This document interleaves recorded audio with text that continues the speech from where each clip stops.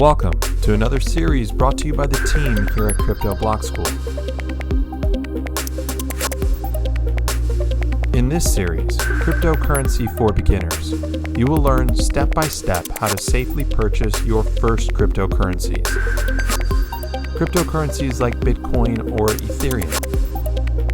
And from there, you will then learn to transfer your cryptocurrency to other exchanges like Binance, where you can then trade for any number of cryptocurrencies or altcoins. And in the final chapters of this training series, you will learn about security and safety as you learn about different wallets where you can access and store all of your digital assets. So if you or somebody you love is completely new to cryptocurrency, you owe it to yourself to learn how to do things the safe way before you start investing.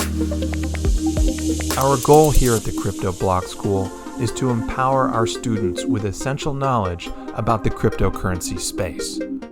We have a lot of exciting things to cover, so let's jump right in and learn how to purchase, trade, and secure cryptocurrency.